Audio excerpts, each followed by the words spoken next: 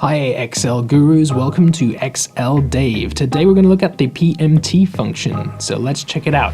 Into the spreadsheet equals PMT, open parentheses, we got 5 inputs. We have rate, we have NPER, we have PV, we have FV, and we have type.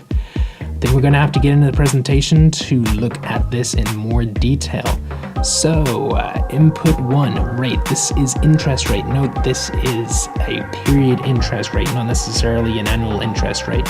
Input 2 is NPER. This represents the number of periods. Note this is the number of payment periods for the whole loan or investment. Input 3, PV, present value of the loan or investment capital, usually what you are loaning or have loaned to you. FV is number 4, it's future value of loan capital. This is usually 0, whatever's left at the end of the loan period. And input 5 is type, whether you pay at the start, 1, or end 0 of the loan period, usually 0.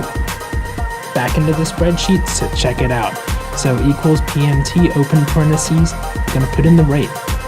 In this case, it's a period interest rate. Our periods are monthly periods. So we've taken an annual rate of 2% divided by 12. Next up, it's NPER, the number of periods in the whole loan.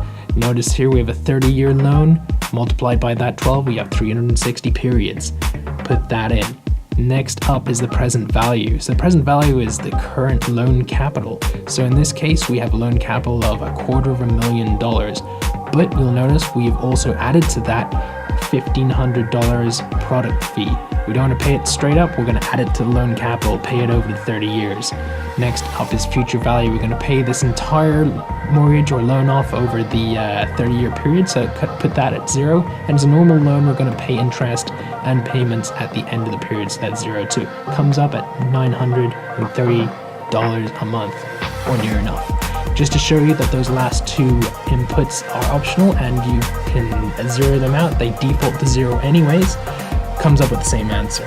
So we can drag that down and compare and contrast versus other products.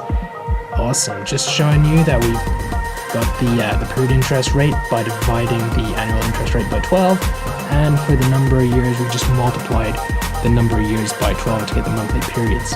Awesome, now let's just recap on what we've done. You put in equals PMT, open parentheses, putting in the period rate, the monthly rate in this case. Next up, the number of periods in the entire loan. Next up is the present value, the loan capital, what you need to pay off. In this case, we're using $250,000 plus anything you want to capitalize in terms of costs. In this case, we have $1,500 and you're there. Put it in, drag it down, compare and contrast. Now you guys know how to use PMT. Happy Excelling, buddies. Catch you next time.